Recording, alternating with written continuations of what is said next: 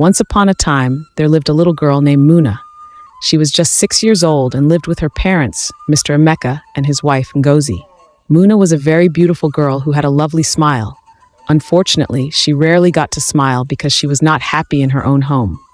It all began one day when Muna was in her room and her father, Mr. Emeka, walked in. He told her, "Muna, I want to show you what it means to be a woman, but you must not tell anybody. It is a secret. Make sure you don't tell anyone."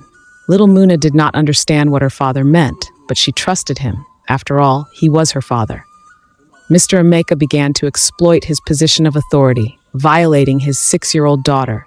He coerced her into actions she couldn't comprehend, and she would often cry out, "Daddy, please stop. It hurts. It's scary." But Mr. Emeka would not listen. Muna didn't understand what was happening. She only felt a sharp pain that terrified her. She often tried to escape, but Mr. Emeka always caught her. At just 6 years old, Muna was left traumatized. You might wonder where Mrs. Ngozi, her mother, was during this time. Mrs. Ngozi owned a large restaurant in the city, the biggest in town, where everyone came to dine and catering services were offered for big events. So consumed by her business, she never cared to know what was happening at home. Mr. Emeka, on the other hand, worked from home, providing services for companies abroad. This arrangement gave him the opportunity to carry out his horrific actions, as he was often left alone with Muna. One day, while sitting at the dining table counting money, Mrs. Ngozi was approached by Muna. With a small, trembling voice, she asked, "Mommy, why does Daddy hurt me when you are not around?"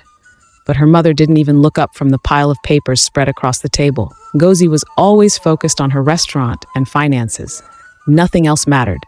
She responded dismissively, "Muna, please, not now," flipping through her ledger with her attention fixed on the numbers. "Can't you see that I'm busy? You know how hard I work to provide for us. Just go do your homework." "But Mom," Muna said again, her voice cracking as she stood there clutching the hem of her shirt, desperate for someone to listen to her. "I said I am busy," Ngozi snapped, finally looking up with impatience flashing in her eyes. "You always bring up silly things when I'm trying to work. Go to your room." Muna swallowed hard, her words dying in her throat. She wanted to scream and beg her mother to listen, but she knew it was pointless. Her mother never listened or seemed to care about anything but the restaurant.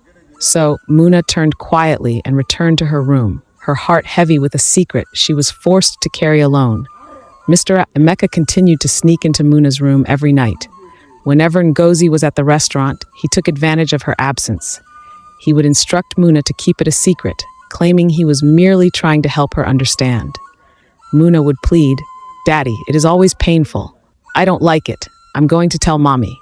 But her father would shout, "If you tell anyone, you will die. Do you want to die?" Out of fear, innocent Muna would say no and keep it to herself. Deep down, she desperately needed someone to talk to. She craved attention. She wanted to express her pain and feelings. She longed to speak with her mother, but Ngozi never gave her a listening ear.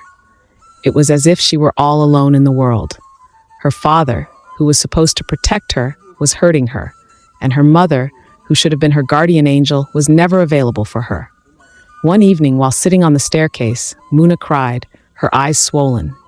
She approached her mother once more, hoping that this time Ngozi would listen, but it ended like all the other times. "Mom, can I talk to you? It's about Daddy," Muna whispered, her hands trembling as she gripped the edge of the table where Ngozi was counting her money. Ngozi didn't even look up. "What is it now, Muna? You're always complaining about something." Muna's heart pounded in her chest. "It's about what Daddy does when you are not home." She couldn't bring herself to say it. The words felt like they would burn her throat. Ngozi cut her off sharply. "I don't have time for this," she exclaimed, slamming the pile of cash onto the table. "You are always making up stories. Daddy works hard to take care of us, and you're just trying to cause trouble, you little brat." "But Mom, please." Muna's voice broke, tears streaming down her face as she begged her mother to listen. "I said enough," Ngozi retorted, her patience snapping. "If you're not happy here, maybe you should go live somewhere else. Stop being so dramatic. You're just trying to get attention." Muna fell into silence, feeling the walls of her world closing in on her. No matter how hard she tried, her mother always dismissed her. The one person who was supposed to protect her couldn't even see her pain. In school, she longed to join her classmates in their games of tag and hide and seek. An invisible wall stood between them. Muna's timid nature often made her an outsider in her class, and while the other children would laugh and run freely, she would sit quietly under the shade of an acacia tree, watching with wistful eyes. One day, as she sat beneath the acacia tree, lost in her thoughts, a new girl named Amina approached her. Amina was bubbly and full of life, with a laughter that sparkled like the river. She plopped down beside Muna and smiled, her bright eyes glimmering with curiosity. "Why do you sit here all alone?" Amina asked, tilting her head. Muna shrugged, her heart racing. The words that wanted to spill from her heart felt too heavy to share. Instead, she merely replied, "I like to watch." "Watching is boring. Come and play with us." Amina insisted, her voice bubbling with enthusiasm. "We can be pirates and have adventures." Muna's heart fluttered at the thought. It was a tempting offer, a chance to escape her loneliness, to join the world she had only observed. But the fear tightened its grip once more, and she shook her head. Amina, undeterred, suggested they make a secret club. "We don't have to tell the others. It can be just us. We can be anything we want." With a flicker of hope igniting in her chest, Muna agreed. Over the next few days, they met under the acacia tree, creating an imaginary world filled with dreams and laughter. They became brave adventurers, traveling to distant lands where courage was the key to unlocking the magic within. Weeks went by, with the same pattern continuing. Muna tried to confide in her mother repeatedly, but Ngozi was too consumed by her business. She dismissed Muna's cries for help, calling her dramatic or overly sensitive. Every time Muna tried to speak up, Ngozi would say things like, "Don't you see how hard I'm working? You are lucky to have a roof over your head. Stop making up stories." Eventually, Muna lost hope. She stopped trying to talk to her mother, resigning herself to the belief that no one would come to her rescue. She retreated into herself, becoming quieter as her laughter faded into silence. One day, Muna spoke, finally releasing the weight from her heart. "My father is not what he should be." Amina listened intently, her own eyes brimming with compassion. "You are not alone, Muna.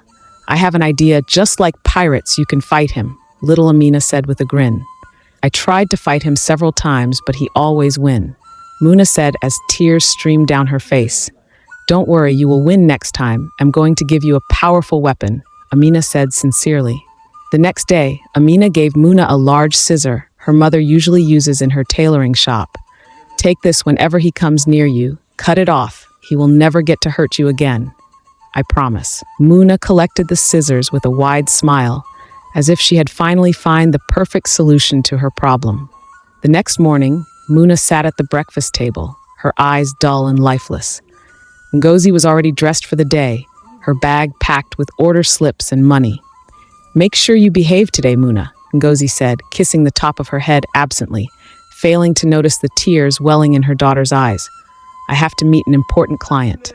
As soon as Ngozi left the house, Mr. Emeka's mood changed. He smiled at Muna in a way that made her skin crawl. Mr. Emeka entered Muna's room. To his surprise, Muna didn't resist him as she had before. "My daughter is now a big girl," he thought, feeling pleased. "Don't worry, I'll buy you chocolate and ice cream when we are done." He showed her inappropriate videos online, saying, "You see, this is normal, and I'm glad you're beginning to understand. This is our little secret. Mommy must not hear of this." "Yes, Daddy," Muna replied, lying in position, indifferent. Little did Mr. Emeka know that Muna was about to put an end to everything. Once he was finished, he lay on his back, as always, to take a short nap.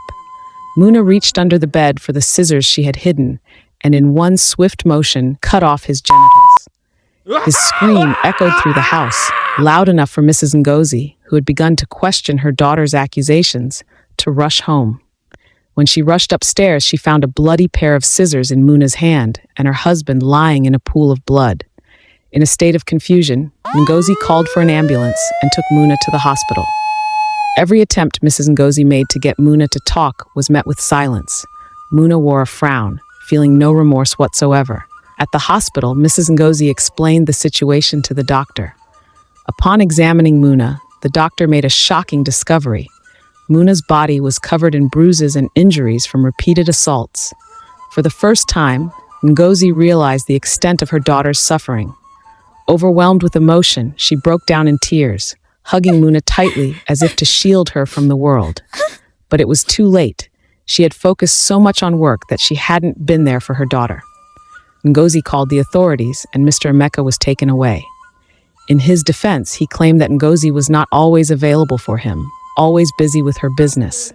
However, Mr. Emeka lost his manhood, and news of the incident spread rapidly on social media. Muna was placed into counseling, where she slowly began to heal from the trauma she had endured for so long. Ngozi, filled with guilt, sold her restaurant and dedicated herself to rebuilding her relationship with her daughter. She learned the hard way that no amount of money or business could replace the love and care a child truly needs. As for Mr. Emeka, the monster father, he was sentenced to life in prison and would spend the rest of his life behind bars. The moral of this story is to understand that abuse can come from any member of the family. It is vital to put measures in place to protect your little ones.